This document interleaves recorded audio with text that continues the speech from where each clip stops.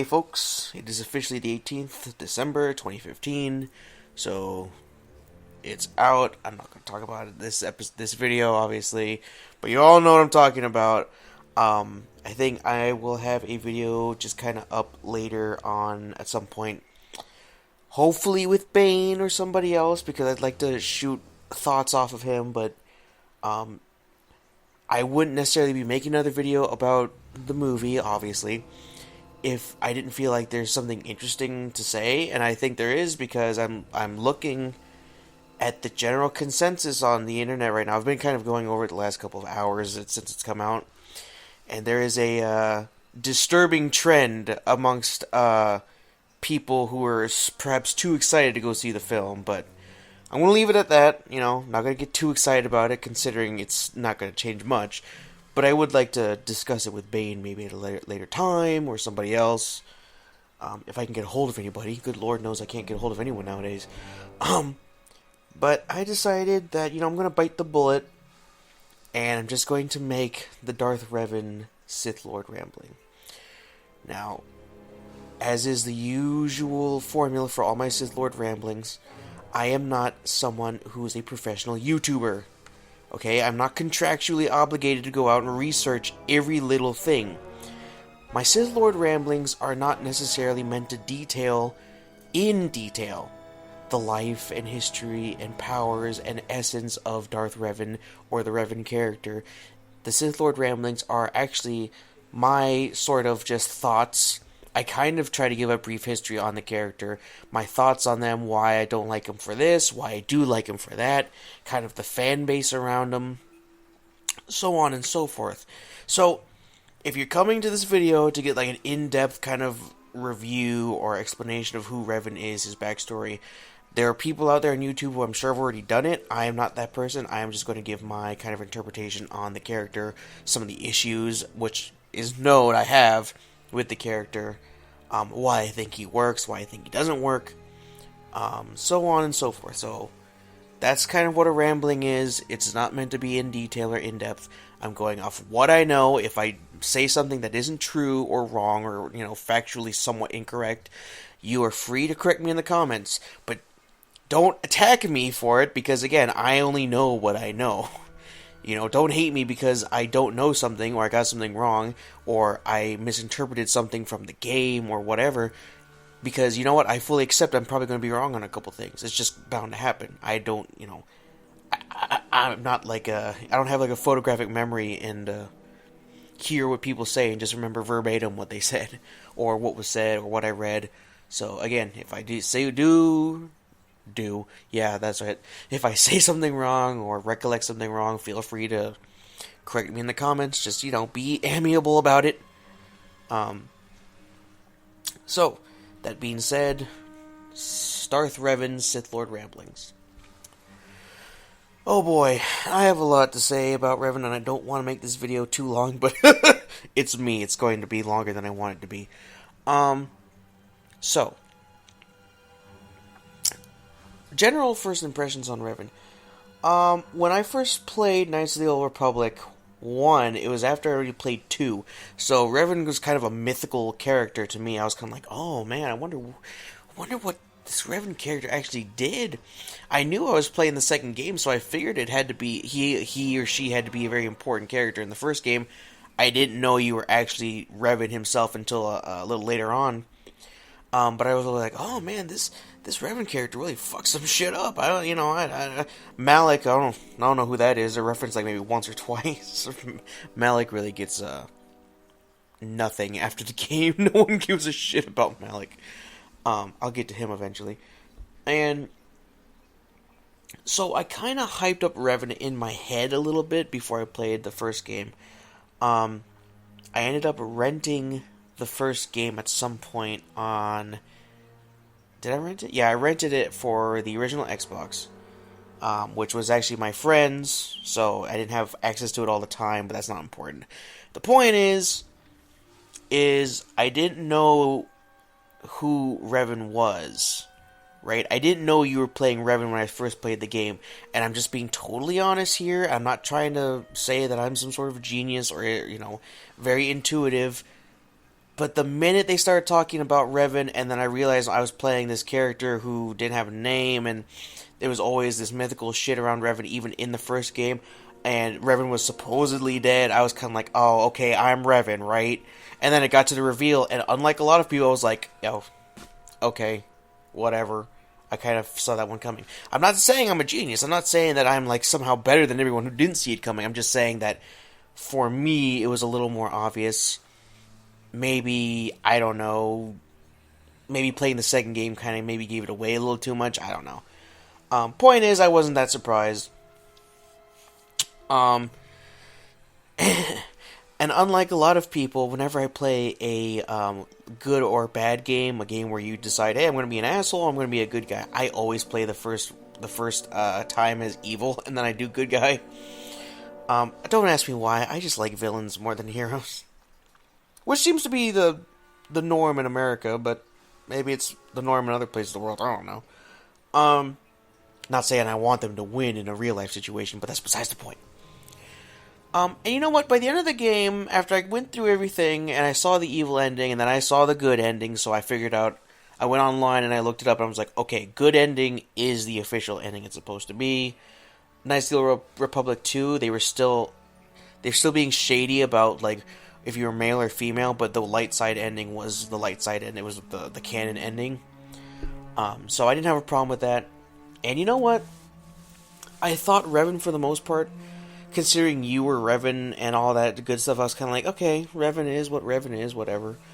Not really any big emotions one way or another. I was kind of ambivalent, leaning towards the, oh, okay, he's okay, you know, whatever. But then I got introduced to Revan's fan base.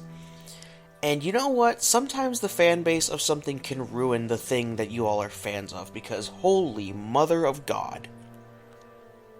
Revan fanboys, stop. Just stop. Because, you know, he is not Jesus. That's what some Revan fanboys act like he is. For instance, I've mentioned this before, but, okay, Revan was a Jedi, I get that. His backstory all coming through and stuff. Revan was initially a Jedi, initiate, whatever, and then he became a knight, and then the Mandalorian Wars came, he joined, well, he didn't join anybody, he formed the Revan-Kist, whatever. He joined the Revan-Kist, damn it, he didn't join him, he led him. And he brought a bunch of Jedi who didn't agree with the Council, who didn't want to jump into the war because of the whole Exar Kun thing. But they went and they fought the Mandalorians, they led the Republic, which was dying, to victory. And then he went into the unknown regions. We now know what happened to him in there. And then he came back as a Sith. Essentially, now that we know his backstory, a mind slave who at some point decided, oh hey, I can build up my own empire and not actually suck the dick of Vitiate. I'm sorry. I just like to take dig at Revan because his fanboys really just annoy the fuck out of me. Hey, if you're a fan of Revan, more power to you. He's not that bad of a character, I'm going to say that right now. But his fanboys, his freaking fanboys are the ones I can't stand. And you know what the difference between a fan and a fanboy is, okay? But what was I saying? Okay, so yeah, I knew all that. I knew he was light, then dark, then light, and who knows what happened after that, up until that point, because, you know, the Old Republic hadn't come out yet. And all the DLC crap. I was fine with it, but I saw his fans were like, oh man, he conquered the light and the dark. He's like, most powerful thing ever. He beats any Jedi, any Sith, anywhere, all the time. Oh, and I was just, I'm sitting there thinking, there have been plenty of Jedi and Sith, even when the game came out, who have gone one side or another, and then gone back to another side, or gone to the other side, but no one ever claims they conquered the light and the dark, or the dark and the light, and somehow that made them this, like, uber powerful being. Just because you are a Jedi and you become a Sith does not mean that somehow you conquered the light and then ascended to the darkness, and then if you go back to the light, you conquered the darkness and ascended to both. That's like weird logic that I don't understand. For instance,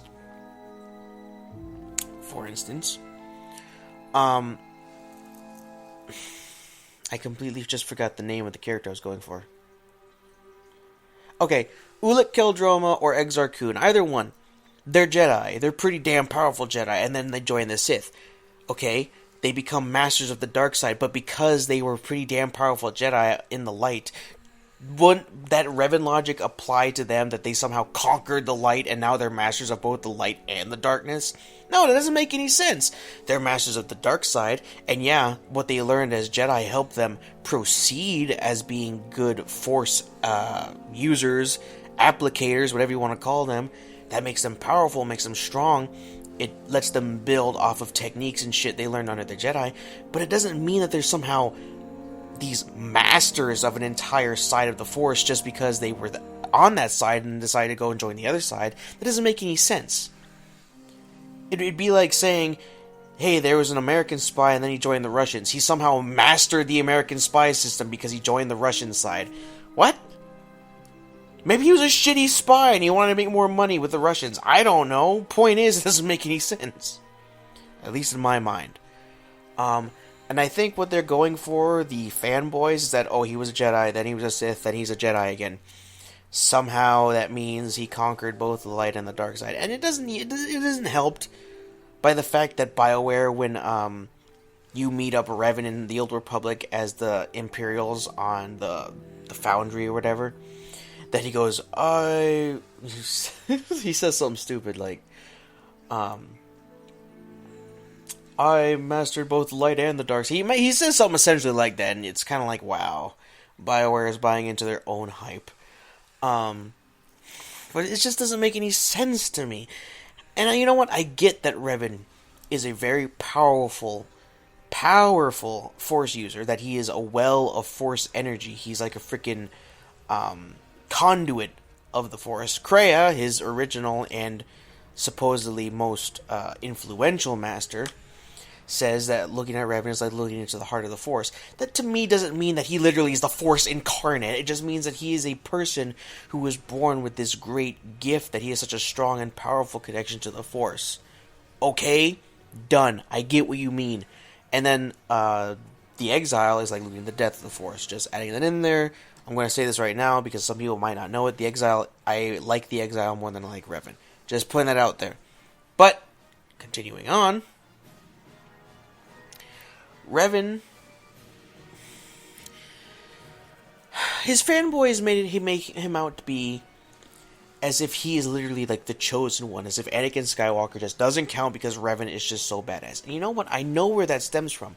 I know everyone loves Revan because you essentially play him and are him, because you get to apply to that character your own code, your own morals, your own ethics, your own whatever you want him to be, he is.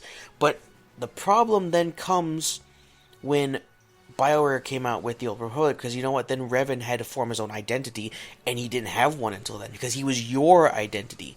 So when they came out with Revan for the Old Republic, he had to form his own identity. He stopped being you being Revan. He now had to be Revan being Revan. And a lot of people do not like Revan being Revan.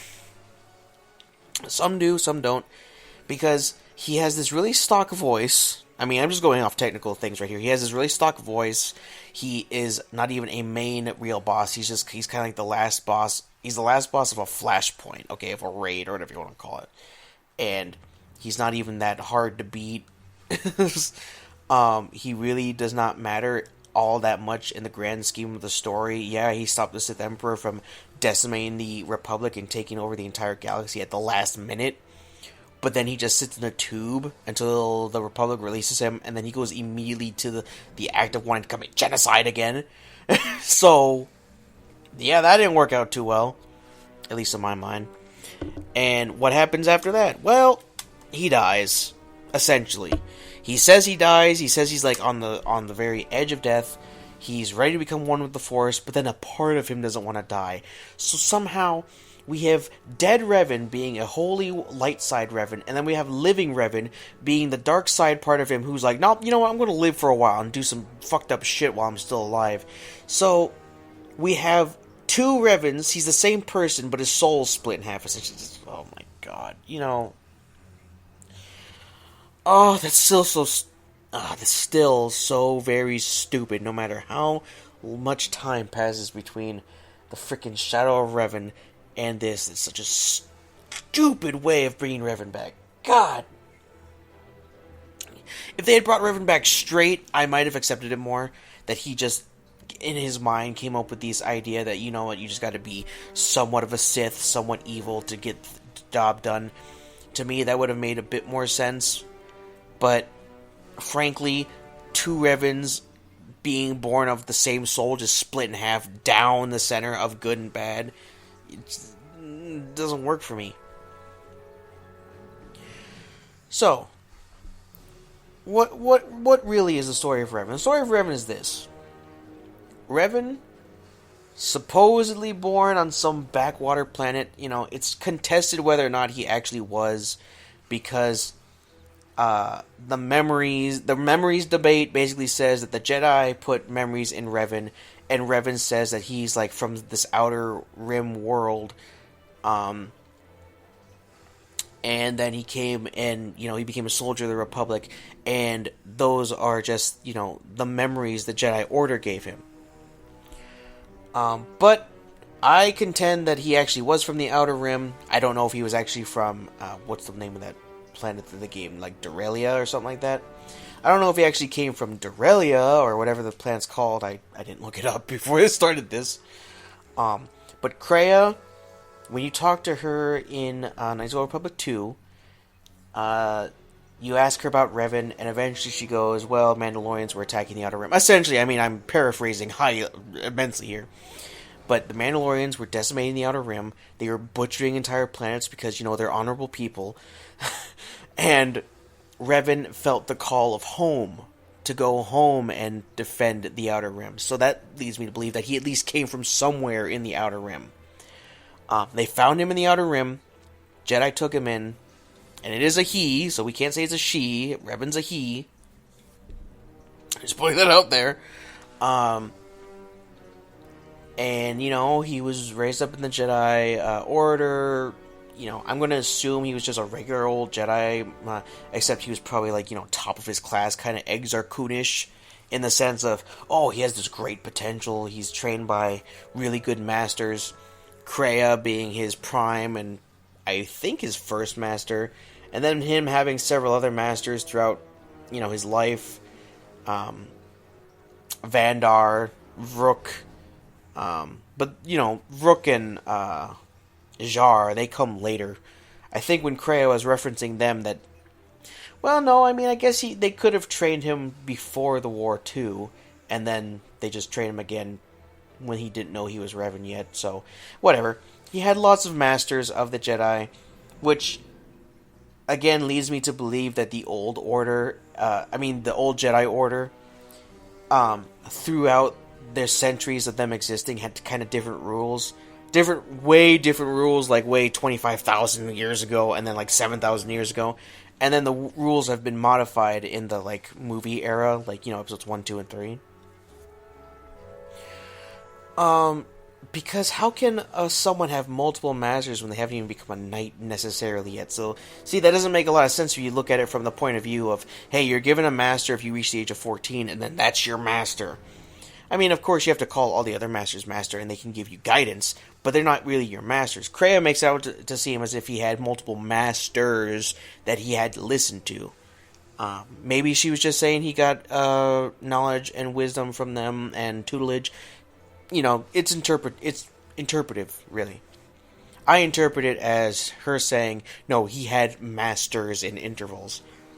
Because she says he always came back to her. So, if she was always his primary master, why did he have to come back to her? He could have always gone to her if she was his only, primary master. But if he had to go to other masters and get guidance from them, but then have to go back to her, that leads me to believe that, no, he went from master to master to master to master. And I don't get how that works exactly. But, it is what it is.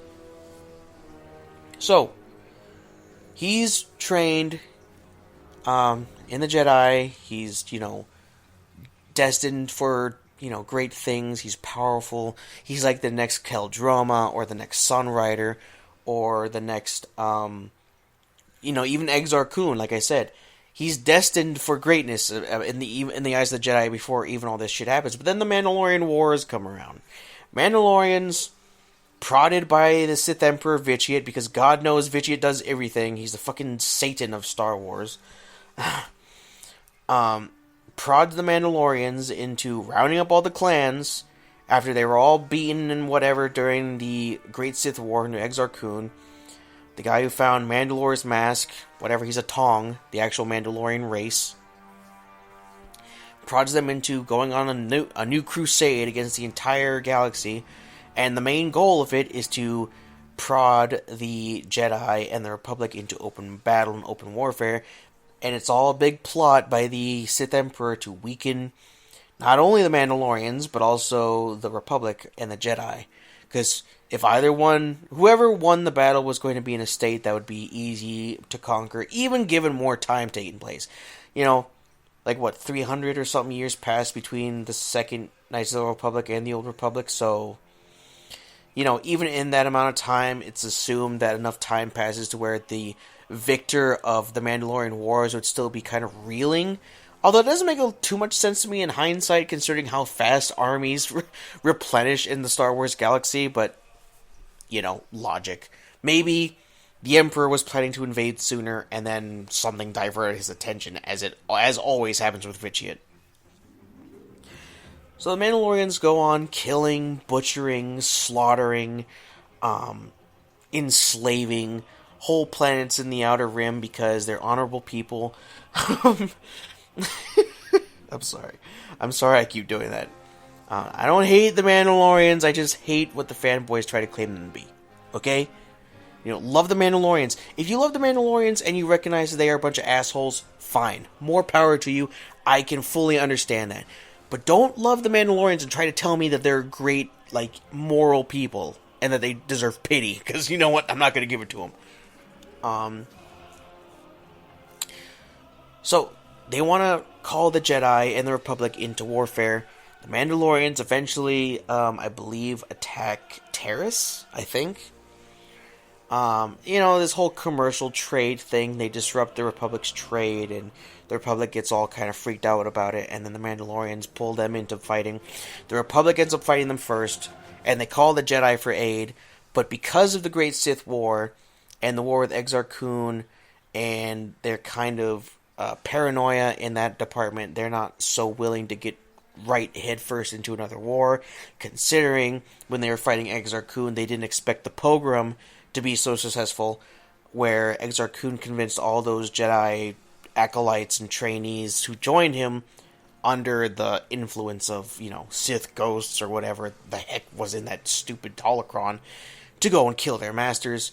That essentially weakened the Jedi, and the war, were again led to believe the Great Sith War, went on for a while, because they make it seem as if a bunch of Jedi died, as if they lost a lot of people and a lot of resources, not too much to where they were crippled, but enough to where they're like, man, we need to replenish, we need to think about this. And the Republic we're also led to believe the Republic is still kind of reeling from that conflict. But, as is what happens, there are a bunch of Jedi within the Order who do not agree with the Order's stance of wait and see, because they think that there is something behind the Mandalorians that is not actually just Mandalorians being Mandalorians. They think that there's something kind of leading the Mandalorians once again, kind of like the Sith were in control of them last time. Guess what? They're kind of in control of them this time too, just from afar. But Revan doesn't listen. He's, pissed off, as would anyone be, that either their home or regional home, like if he considers the whole Outer Rim to be kind of like a home base for him, was under attack and no one was doing anything about it. Or, maybe he just saw a bunch of people being oppressed, murdered, butchered, and all that, and he was just pissed that no one was doing anything about it, as is what happens in real life, as was what happens in, the fictional universe. And a bunch of Jedi thought along with him, along with his two, quote-unquote, best friends, Mitra Surik, the awful name given to the exile, and Malik, whose name I'm not even going to try and pronounce because he has this awful, awful real name. It's Alec is Alec. Fuck his last name, because I'm not going to pronounce it. They kind of form like a triumvirate kind of leadership of these splinter Jedi. They don't actually call it that, but that's kind of what it looks like to me. And they join the Republic as commanders of whole armies, navies, whatever. Revan turns out to be a tactical genius. Turns out to be an expert at leading troops into warfare. All that stuff. And let me point out here that never, except for maybe Mandalore himself, is it expressed that Revan fights anyone else of caliber to him. Someone who can use the Force, someone with a lightsaber, or even just a vibroblade. Someone who can meet him part apart, except Mandalore, maybe. He beats Mandalore, and that's really all we get. Like, so when someone tries to come to me and tell me that he's like, oh, he went into battle with the Mandalorians and he was proven to be greater than all of them, well, he wasn't really fighting any Jedi or Sith to, like, test his mettle against. Like, I know when he was a Jedi initiate, he had to hone his skills, but that doesn't mean that he was, like, somehow able to conquer everyone and everybody else. He was testing his skills, learned in the training camp, against people who were in no way prepared for his level of skill anyway. I mean, that's just my way of looking at it. Mandalorians tend to want to kill Jedi using normal, like, tricking tactics. Like, hey, come and find me. Oh, shit, you just walked on a landmine. Goodbye, Jedi, dumbass. I mean, that's not Revan really proving his skills as a lightsaber, duelist and a Force user, which undoubtedly make him freaking powerful, but he's overpowered in comparison to your average Mandalorian, so that doesn't prove anything to me. Now, he leads them to victory after victory. The Mandalorians are starting to lose, finally. But the Mandalorian Wars are pretty freaking bloody, hectic ordeal that fuck up a lot of people. And then they come to Malachor 5. It's never fully explained, as far as I am aware, why Malachor 5 is a taboo world, quote-unquote, for the Mandalorians. It's never, as far as I am aware, said that, oh, the Mandalorians don't go near Malachor 5, or don't fight near Malachor 5, or don't want to fight on Malachor 5 because this. It's just mentioned. Malachor 5 is taboo to the Mandalorians. Why? I don't know. Revan forces them to fight him there, however, and he brings a big part of the Republic fleet. He brings almost all the Jedi. No, he brings pretty much all the Jedi who joined with him. Not all of them, but a good. I'd say like probably 3/4 or something. If not the whole thing. It's not fully explained. I'm thinking it's either all of them who joined him to go fight the Mandalorians, or 95% of them. He brings them there. They fight on world. They fight above the world. He has, Baodur there. He has the exile there, Mitra Surik. And he essentially has her and Baodur create the mass shadow generators. And he activates them on Malachor 5. And he uses the gravitational fields of the planet itself to crush most of the Mandalorian fleet. A lot of the Republic fleet, everyone on the planet basically gets crushed to death. It is a grisly, grisly thing. The pain and the evil that is born of that act affects Mitra so much that she cuts herself off from the Force because she can't handle it, which is, a really interesting thing to me. And Revan, he beat Mandalore on his flagship or whatever, and he saves the day. He's hailed as a hero, despite the fact that Malachor 5 kind of showed him to be a bit of a butcher for the greater good. But the thing is that he doesn't give up the hunt for Mandalorians. He takes the big chunk of the Republic fleet that he has under his command into the unknown regions, and he's lost for a couple of years or something. Mitra Surik goes off into exile after she goes back to the Jedi Council for you want to say punishment, or for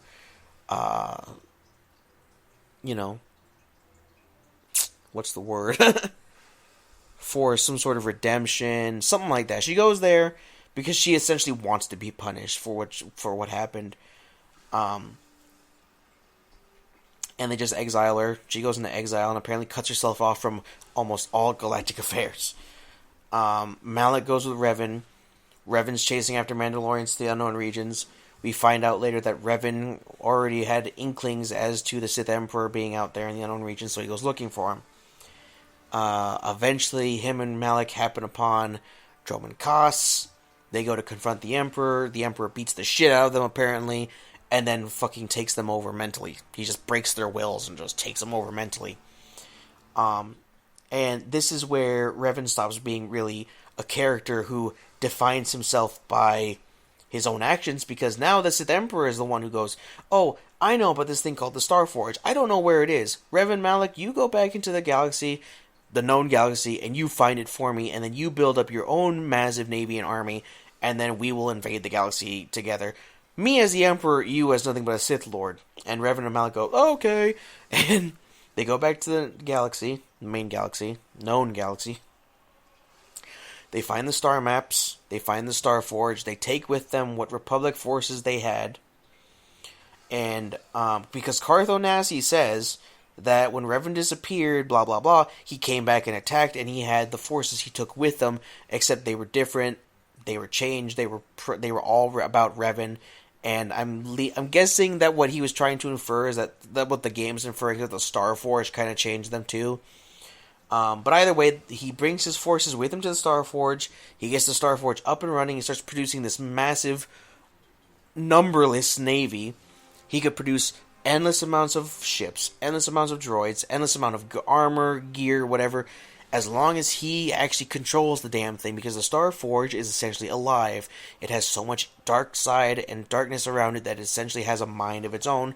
So you need someone of great will with the Force to control that fucking thing. Revan was that type of person. Malak, I guess, could fit the role, but I don't know how much I trust Malak to keep that thing under control. So, yeah. So, thing is that he builds up this massive navy, this massive army. He gets people to join him. But then Revan apparently breaks the kind of mind controllery the Emperor put over him and decides, I'm going to build up my own Sith Empire to resist the Sith Emperor, because now I want to be in charge. And, you know, some people want to claim that he does it for the greater good and that he's, like, looking out for everybody. And on a level that might be true. I might believe that, okay, Revan kind of came a little bit back to his senses, like, I want to protect the people of this galaxy against, you know, Vitiate fuckhead. Bitchiot. And, you know, I will just have to decimate the Republic and take over for myself and all this good stuff. But on a level, he was still willing to allow lots and lots of people who didn't deserve to die for his own purposes and for his own, you know, ideas on the greater good. You know, you can make your own arguments for whether or not he was right or not. I'm just saying that's what he is. That's what he did. So there's plenty of battles. There's a lot of battles. There's not. Actually, there's not. The Jedi Civil War is one of the least known wars in the entire galaxy, in the entire Legends Star Wars canon, because there's more battles talked about and known in the Great Sith War, and even that's like, you know, maybe 5 or 6 at most, outside of like what's directly said in the comics. In the Knights of the Old Republic, you get like maybe 1 or 2 or 3 battles of the war, and then all the other ones are just kind of referenced in other material, and you don't get much of how those battles panned out, what were numbers, what were sizes, what was at stake, blah, blah, blah. It's just kind of like, oh, there was a battle at Selu Kami. Oh, there was a battle at, you know, fucking, what is it, Forost or whatever, where they, like Exar Kun and Ula Kildroma, or more Ula Kildroma and Alima Keto, just like them, they stole a bunch of ships from the shipyards at Forost. I hate pronouncing that planet's name because I always want to say Forenos, but that's in Tolkien verse. It's Forost, I believe. You know, correct me if I'm wrong again. But they steal a bunch of ships, though I don't know why, considering the Star Forge can produce infinite amount of ships. I'm sure Revan and all of his amazing genius had a reason. And, there's a bunch of battles. Apparently, Revan is just kind of winning and winning and winning and winning. He takes what Jedi apparently came with him to the Mandalorian Wars. He turns them into Sith, or they got turned in the unknown regions, and they just decided to follow Revan. I'd like to believe Revan actually changed them himself, but they follow Revan. If there's any, they could have come later. And then the status quo of fighting the Republic is to take all Jedi who either captured or surrender and turn them into Sith or Dark Jedi. It seems like Revan has a thing for Dark Jedi as opposed to Sith. The difference between the two is very subtle. I'm not even going to get into the argument because some people want to argue the fact that they're not different, they're the same thing. I tend to believe they are different. Some people do as well, but whatever. His orders are to break Jedi and turn them into Sith, or Dark Jedi, and turn them because I know later on it's explained that he wants to gather up all the Force users that he can and have them prepared for an invasion by the actual Sith Empire of Vitiate, and he's going to need all the Force users he can get to do that. I get that. I don't necessarily understand why there's a big, hoopla over Sith and Dark Jedi. I think maybe he wanted to distinguish between the two. They are Sith. We are something different. Even though we're kind of the same. I'm your Dark Lord of the Sith. There's only going to be a couple of real Sith. Everyone else can kind of be this Dark Jedi or whatever class. Whatever you want to see it as. Point was, he wanted it to be a little different than the actual Sith Empire. I don't know why. I don't know what the significance is. That's what it is. All that goes down. Malak ends up losing his lower jaw in a battle. There's some suspicion that Revan did it himself. He got angry at Malak or something, and he removed his lower jaw, something like that. I don't know. Point is, Malak loses his lower jaw. It's debatable whether or not Revan did it himself to some fans. And he has to get the stupid little, I wish I was Darth Vader thing on his face, the lower jaw mask thing.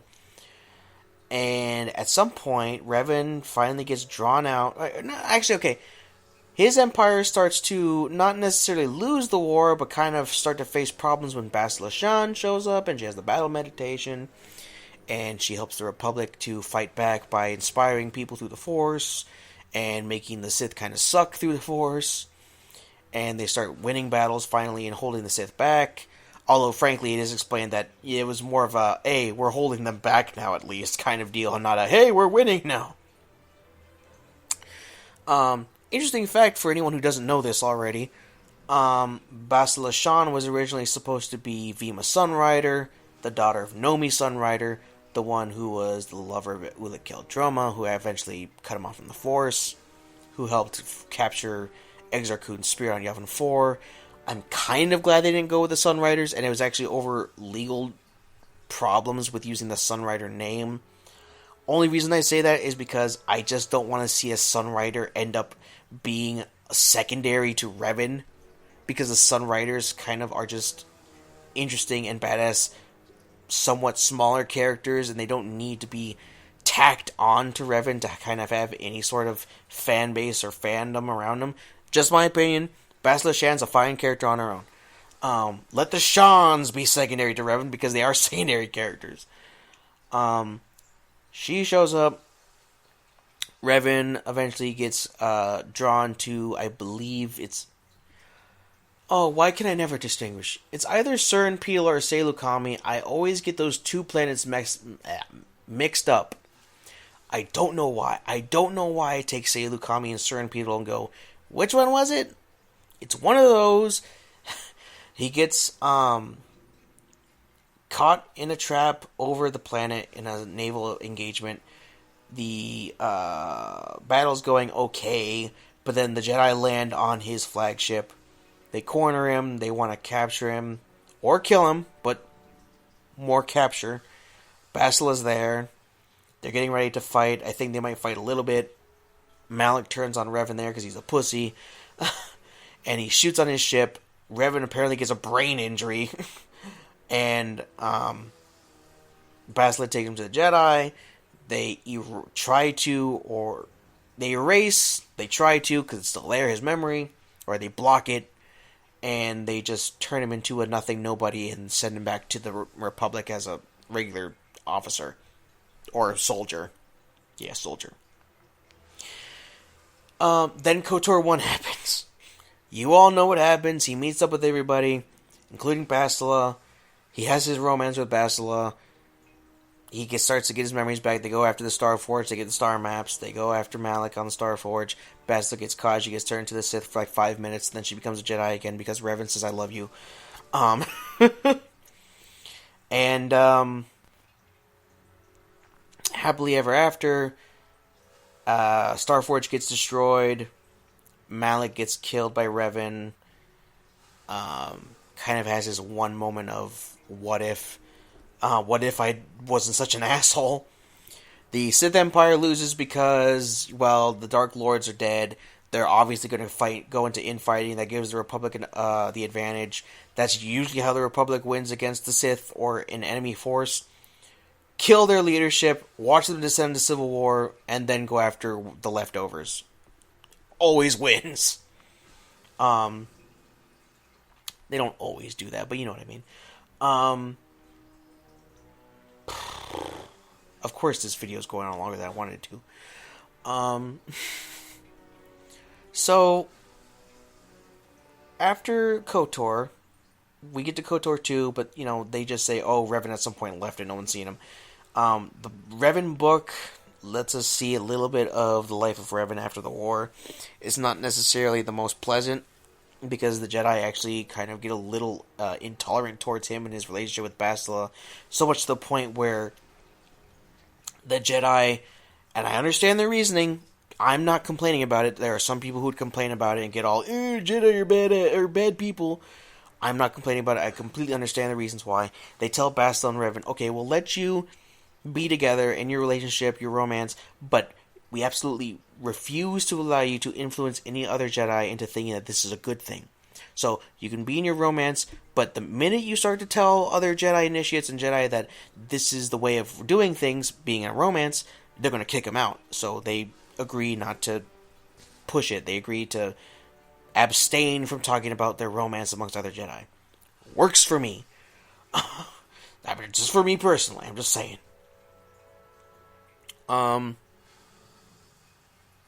Doesn't help much.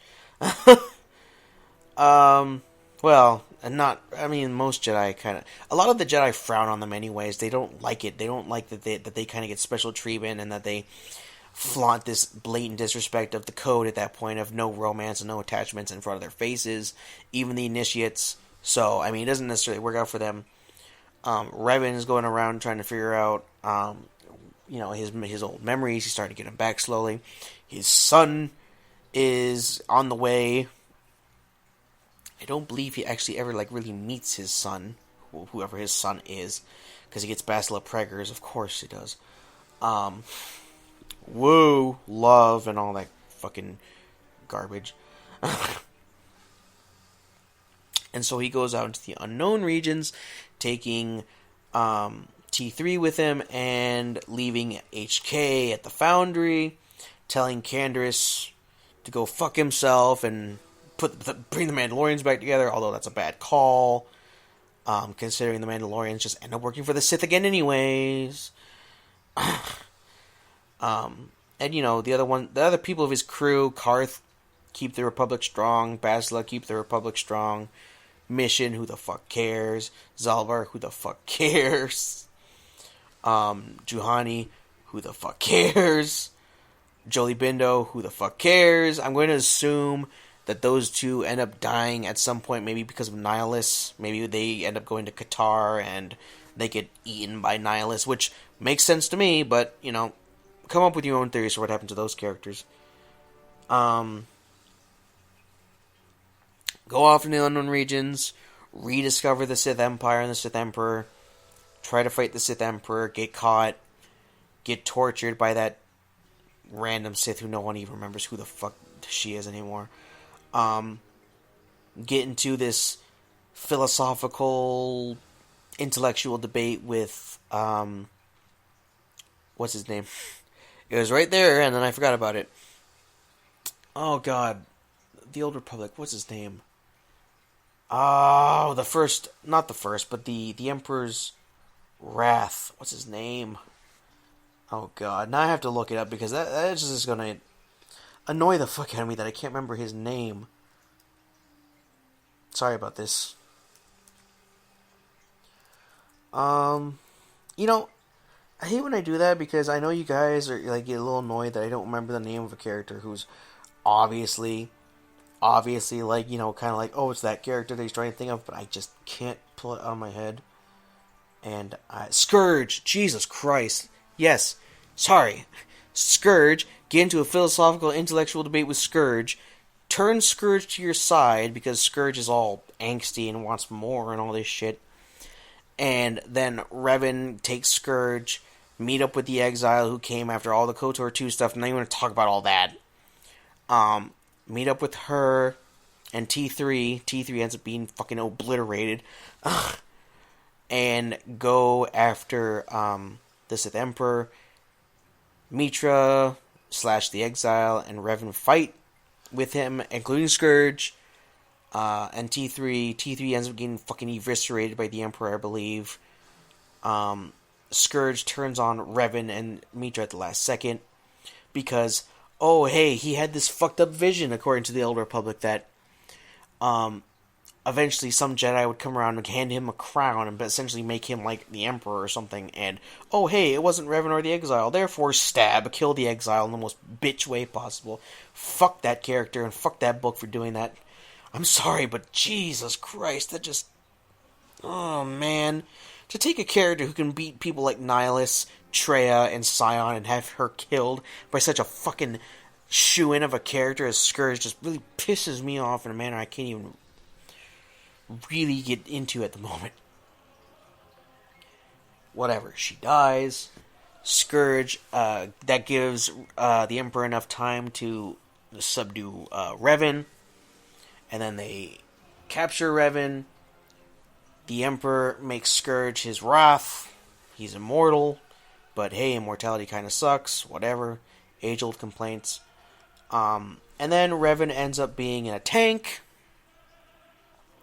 Ends up being mind prodded by the Emperor every now and again for information. But then he also prods the mind of the Emperor and tries to subtly influence him. To, you know, be a little more lenient on the things that he does, but he's the fucking Emperor. Of course, he's not going to really be lenient. The Sith invade the galaxy. They signed the peace treaty at Coruscant because apparently Revan, at the last minute, somehow was in the mind of the Emperor telling him to sign the peace treaty. He signed it, which was literally minutes away from a Sith victory. And this is essentially what leads the Sith Emperor to go out to the unknown regions again, to Zakul, and form this new empire that we all have to fucking live with now. Thanks, Revan. You're fucking things up even more now from the afterlife. Jesus. Revan gets freed by the Republic. He goes to the Foundry, and he decides that after all that we've gone through with him, everything in Knights of the Old Republic 1, and all that good guy stuff, we decide Revan is going to come back and he's going to essentially decide genocide is the way of fixing things. He's going to activate all of these hunter-killer droids and exterminator droids on the Foundry because he has an infinite army because the Foundry is a cousin of the Starforge. And he's going to have these droids hunt down and kill everyone with even 1% of Sith DNA in them. Red-blooded Sith. And apparently every human, or 95% of all humans who live in the Sith Empire, have some Sith DNA in them at some point. So, the exterminator droids are going to kill everybody. So, you know, after that, you have to understand that also means he's going to kill babies, children, old people, senile people, retarded people, mentally handicapped people. I don't like to use the retarded word. I have to control myself when I do that. Mentally handicapped people, people who are peaceful, he's going to kill all of them because that is the way his mind goes. So, this is one of the points I go, everyone wants to claim to me that Revan is this badass who is like basically Star Wars Jesus. He can do no wrong. He's conquered light and dark, and he can beat anybody. But yet he has the immediate reaction of being let out of the tube to murder everybody. That automatically, to me, means that his morality is down the damn shitter, okay? I don't care what you say to me at that point. He is evil. No matter how much for the greater good he claims it's for. And you have to go and fight him. You beat him. He's kind of an arrogant prick when you fight him. He's like, oh, I was both light and dark. I was a Jedi. He's like, I was a Jedi. No, he's like, I was Sith. I am Jedi, which to me means he's still claiming to be a Jedi while advocating the total extermination of an entire empire of people. I don't know how the Jedi thought this was a good idea. But you beat him, the Foundry gets taken over, Malgus fucks it all up. Fucking asshole. He doesn't die, he gets split in two. Two Revans from the same soul. One is good, the good guy Revan dies, the bad guy Revan holds onto the body and decides he's going to form a new cult, or he's going to take over his cult on Dromund Kaas and turn him into this big deal, and, you know, attack both the Republic and the Sith, and once more apparently take over the galaxy, or try to. Fails miserably, he gets beaten, he releases the Sith Emperor by causing so much death and chaos on Yavin 4 because the Sith Emperor decided he was going to go, after being beaten by the Jedi Knight, hide on Yavin 4 of all places. I don't know, fighting for space amongst a bunch of other dead Sith on the planet. I don't know. I don't even know where Exar Kun was in all this. Taking a break? Taking a dirt nap? I don't know. His soul is trapped in his temple, I guess.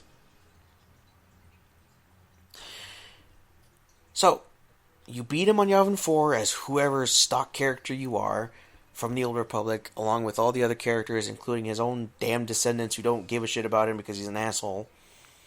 And he releases the Emperor. He realizes he can't beat him. You might notice a small cut there. I apologize. I had something I needed to do. But, back to my point. He realizes he can't beat the Emperor, even though he released the jackass back into existence, pretty much. And we get Vitiate released back into the known galaxy, and well, just the galaxy, I guess. Which, you know, if you really think about it, what Revan just did was release someone who apparently was, like, stuck in this weird state of almost being dead, not really dead if you gave him some juice to, like, kickstart him. And that action allowed him to not only wipe out all life on Zyos, because, hey, why not, but also go into the unknown regions. I'm sorry if I sound like I'm shouting. Go into the unknown regions and find his Zakul bitches and link up with them and start this whole new crusade against the frickin' galaxy. Of course, well, his son now, whatever. Of course, he is behind everything going on. I don't care who his son is, what's going on. You know BioWare has come up with some reason that the Emperor is behind everything. He can't die. No one knows how to kill him. Whatever. I mean, that's just the bottom line. So back to Revan. His two sides finally join up or whatever, and he finally becomes one with the Force and dies. Fucking took forever, but, you know, whatever. So, and then he's carried on through his descendants through the Shan line, which obviously go nowhere because they're nowhere in the films. Just, you know, whatever. What it really boils down to is this.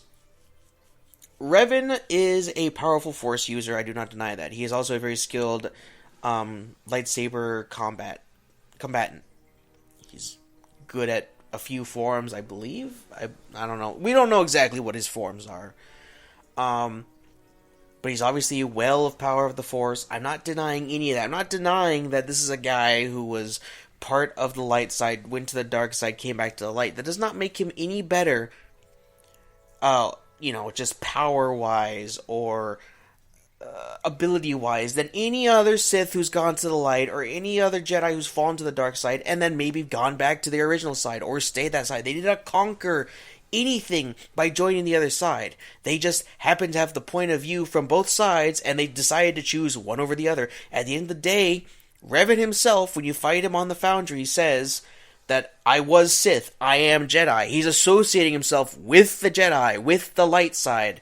Even if he understands the dark side, he's associating himself with the Jedi. That means he's associating himself with the light side of the Force. That's all I'm saying. And when he calls himself the Dark Lord, he's associating himself with the dark side, be it Sith or not, with the dark side. And you know what? When he comes back as Revanite or whatever, essentially what he's doing is he's having Jedi and Sith, Republicans and Imperials come together, not really change their point of view and how they live their own lives, but serve him in common purpose.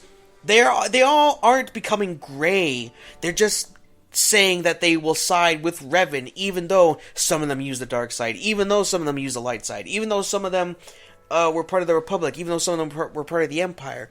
They just want a common purpose. They weren't all deciding, hey, we'll somehow be morally ambiguous and ambiguous in the eyes of the Force itself. That's not how any of that worked. Maybe I'm just interpreting it that way. I don't know. But so I'm not denying that he's a really powerful and, you know what, awesome Sith Lord. But the problem is that he's not really Sith Lord by the end of the game.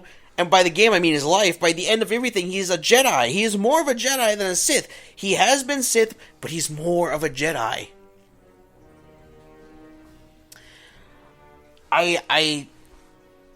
So when I say Sith Lord Ramblings, I feel like I'm kind of cheating here. Because you know what? At the end of the day, Revan is Revan, which on its own, perhaps he does deserve kind of his own little niche between Jedi and Sith, but that does not mean that he is better than both of them combined. That does not mean he's a paragon, or that he is an ultimate renegade.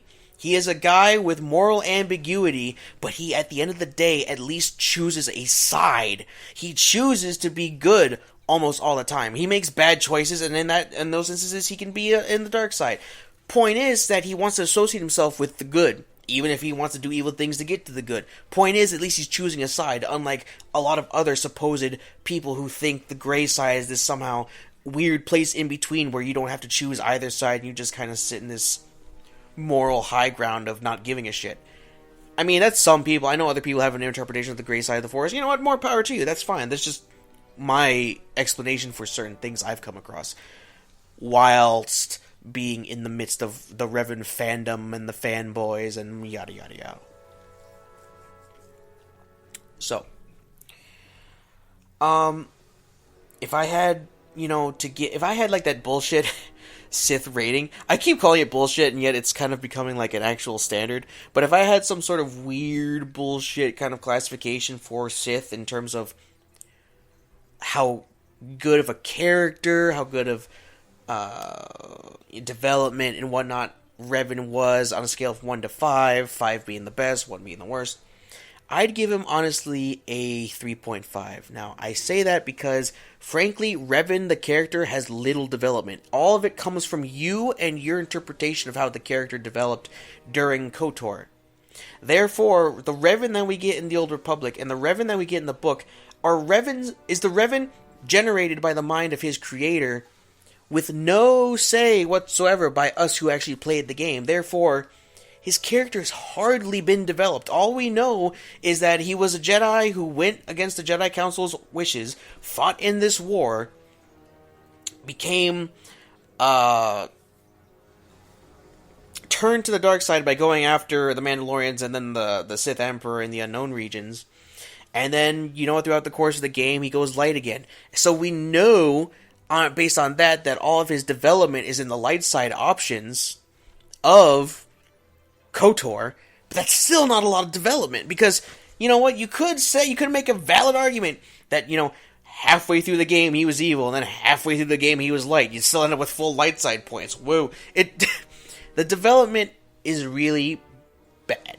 The character is good. I would say his development overall is lacking. Not bad, lacking, because he is a character whose entire existence depends upon you playing the video game. And then when you try and turn him into his own character, it suffers a little bit. Similar to, who is it? What's his name? Jaden. Jaden from the Jedi Academy, whatever. Names.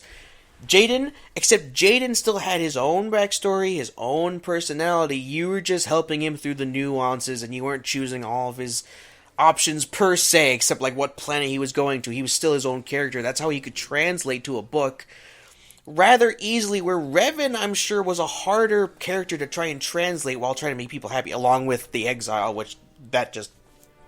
God, that was awful. I love that character. You ruined it. Whatever. It is what it is. So those are my honest... I mean, that's kind of a review of Revan's past, but those are my honest feelings on Revan. I don't hate him. I just loathe that we have to treat him as if he's the best, like he's literally God's gift to the Star Wars universe just because he's Revan, just because his name is Revan. It's not even his real name, as the Old Republic so tactfully pointed out once again. I don't know. I don't consider him one of my favorite Sith Lords. I don't even know if I consider him one of the best Sith Lords. Maybe if I had a top 5, I would maybe give him number 5. My own personal opinion.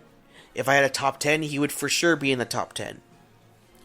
But top 5, I do not think so personally. I think there are other Sith. We're talking about Sith here, not guys who became Sith and then returned being a Jedi and then happened to have dark side kind of, I don't know, actions later on in his life. You know, we have Palpatine, we have fucking, excuse my cursing, we have Vader, we have Plagueis, we have Bane, we have Kun, we have Marco Ragnos, Naga Sadow, all these other Sith who could be considered great Sith. Revan, on the other hand, is like half Sith in my mind. He's like half Sith. No, he's like 25% Sith, he's like 75% Jedi. So it's a little hard for me to really categorize him as a Sith in my own mind and be fair to myself, because I feel like there's kind of a conflict here on whether or not he's like really Sith. Because I mean, he's Sith for a time, but you know that. Then you get into the argument of, well, Darth Vader, I mean, he was a Sith for a long time, but then he was a Jedi as well. So I mean, yeah, I know there's a bit of there's a question there to my logic. There's just, you know, Revan kind of is in a category of his own. Whether you like it or not, I personally don't like it, but whether you like it or not, he's in a category of his own. However, I tend to go with what is known about the character and, like, what they spend the majority of their time and their life doing. Fact of the matter is, Revan was only a Sith for a little bit of time. He was a Jedi for a lot longer. Darth Vader, on the other hand, was about half and half. He spent half his life about half his life as a Jedi and about the other half as a Sith. So we can sit here and say, well, Anakin Skywalker and Darth Vader are actually kind of two separate characters. You have to kind of, similar to Revan even, where you have to kind of,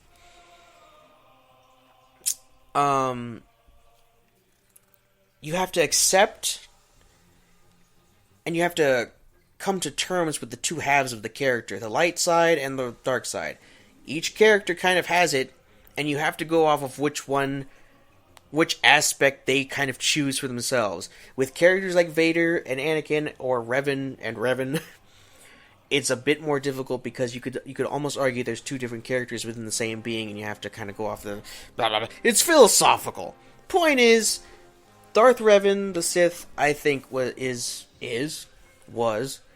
a really interesting character, but is lacking in a few places where it stops me from believing he's the greatest thing ever given to us, as some people, some of his fanboys would contend. You're free to like Revan. You're free to like any character in Star Wars. I don't care. I'm not saying that I personally am somehow telling you, you suck for liking a certain character or a certain book or a certain material. Lord knows I've been treated like garbage for years for liking the prequels or other EU materials a lot of people don't really like all that much. So for me to sit here and try and tell you, no, you can't do that, It'd be a total double standard. So I don't do that. What I'm just saying is my opinion of a character for people who don't seem to understand that. So, that being said, not my favorite Sith, but a good one. A good character, at the least. At the most, he's a great character. Good Sith, a better Jedi. But he's a bit disappointing. I'm just gonna put that out there. He's a bit disappointing, okay? Knights of the Old Republic, decent enough. You kind of got the idea what Revan was, how it ended, blah, blah, blah. Then he goes into the Unknown Reaches, and that's where I get disappointed, is because then they confine him to this character that we've never met before. He is not the Revan we built. He's the Revan built in the mind of the person writing the book, which, to be fair, is the guy who wrote, but, whatever. Wrote the whole, the Old Republic stuff. So to be fair, the character as a whole was born in his mind, but he didn't express the character through the game, so we're essentially meeting his idea for the character way late into the game, when we've already formed an opinion and an idea on the character, and that's not good for development and likability for people who already know the character, or for people joining who go, I don't really like this character, I'm gonna go play this game, oh, okay, whatever. So it's hard. It's not the fault of the character, it's the fault of the people who created him. In my mind. So that is the Revan Sith Lord Rambling. Yes, I made it on the 18th of December, and lied and said I was working on it. I've been busy, okay? Give me a break. But, I want to make another one of these soon. I don't know when, I don't know how. Well, I know how. I don't know when, don't know where. All I know is that it'll come.